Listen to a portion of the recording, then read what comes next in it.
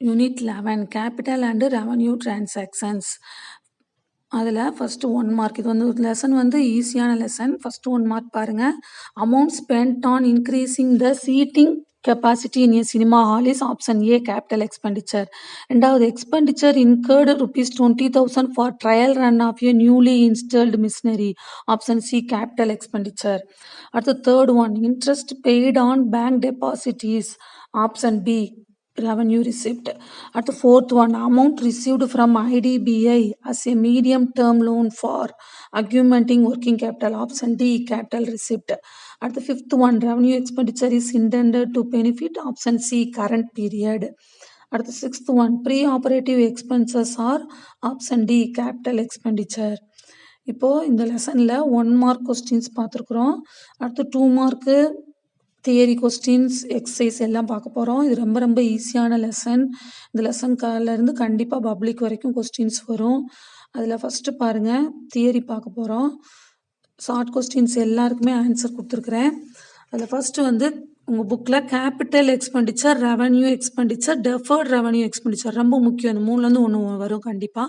Capital expenditure அப்படின்னா என்னென்னா, it is an expenditure incurred during an accounting period but benefit வந்து more than one accounting period. It includes acquisition of fixed assets. It is non-recurring in nature. It is shown on asset side of balance sheet.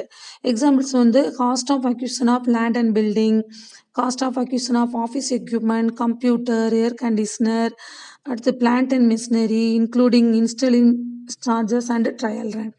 அடுத்து capital profit second ரோமனில் third question கேட்டிருக்காங்க.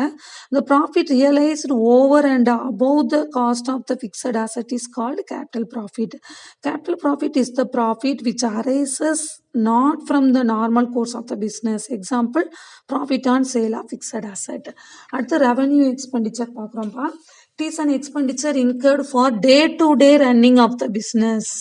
It is incurred for maintaining the earning capacity of the business. It is recurring in nature. Its benefit is same accounting period.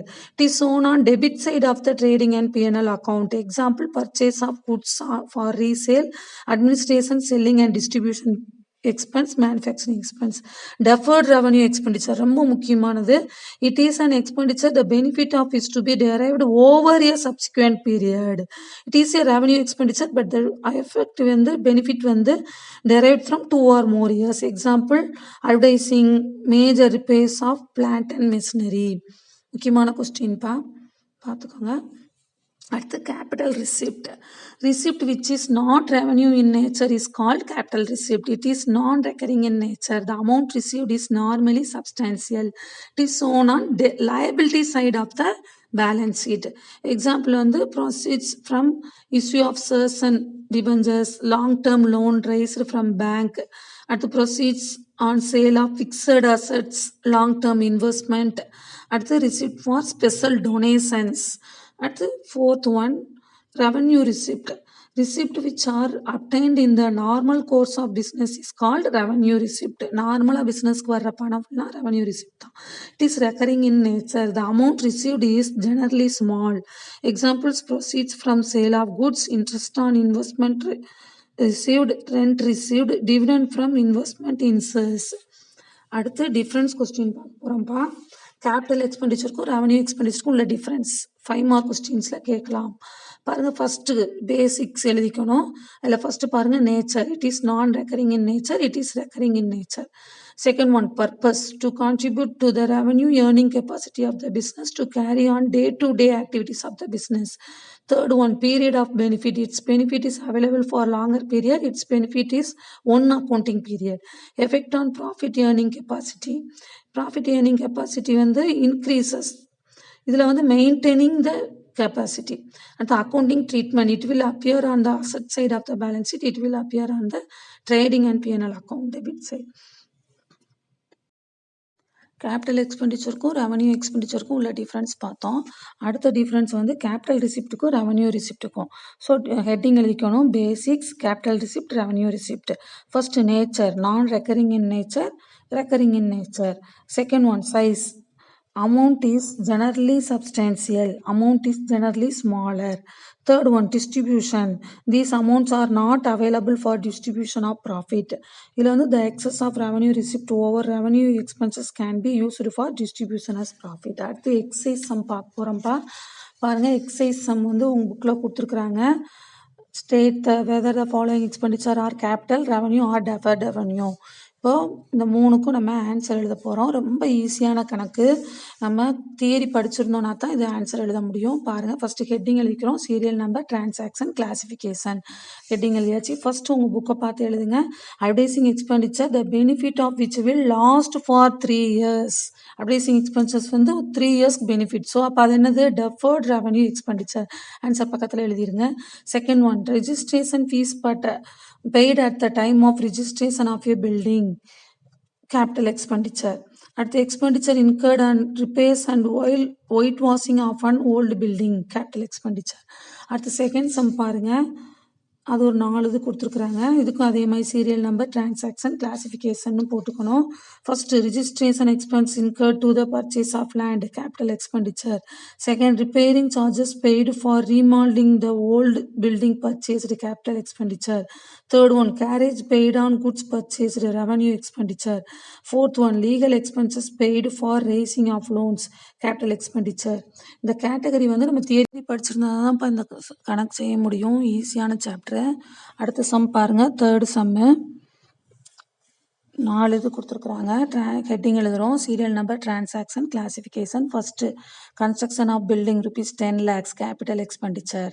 Second one, repairs to furniture ₹50,000, revenue expenditure. Third one, white washing for buildings ₹80,000, revenue expenditure. Fourth one, pulling down the old building and rebuilding ₹4 lakhs, capital expenditure. அடுத்து fourth sum பாருங்க. Serial number, transaction, classification எழுதியாச்சு. First, ₹50,000 spent for railway siding, capital expenditure. Second one, loss on sale of old furniture, capital loss, மெயினாக பார்த்துக்கோங்க. Third one, carriage paid on goods sold, revenue expenditure. இந்த capital loss இந்த கணக்கில் மட்டும்தான் வருது, பார்த்துக்கோங்க. Sale of old ஃபர்னிச்சரில் loss ஆனது. ப்ராஃபிட்னா கேபிட்டல் ப்ராஃபிட். அடுத்து பாருங்கள், fifth Jammu.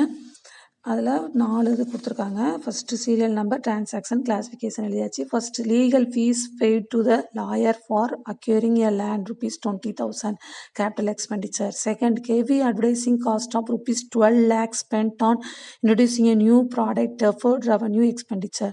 Third one, renewal of factory license ₹12,000, revenue expenditure. Fourth one, a sum of 4,000 was spent on pointing the factory, revenue expenditure. அடுத்து சிக்ஸ்த்து சம் பாருங்கள். 5 category கொடுத்துருக்காங்க. இதெல்லாம் 5 மார்க்குக்கு கேட்பாங்கப்பா. பாருங்கள், சீரியல் நம்பர், டிரான்சாக்ஷன், கிளாசிஃபிகேஷன் எழுதியாச்சு. First, sale proceeds of goods ₹75,000, revenue receipt. Second, loan borrowed from bank ₹2,50,000, capital receipt. Third one, sale of investment ₹1,20,000, capital receipt. Fourth one, commission received ₹30,000, revenue receipt. At the last, ₹1,400 wages paid in connection of new machinery, capital expenditure. At the 7th sum பாருங்க. Serial number, transaction, classification எழுதியாச்சு. First, audit fees paid ₹10,000, revenue expenditure. Second, labour welfare expense ₹5,000, revenue expenditure. At third one, ₹2,000 paid for servicing the company vehicle, revenue expenditure. Fourth one, repair to furniture purchased second hand ₹3,000, capital expenditure. At the fifth one, rent paid for factory, revenue expenditure. 7 கணக்குமே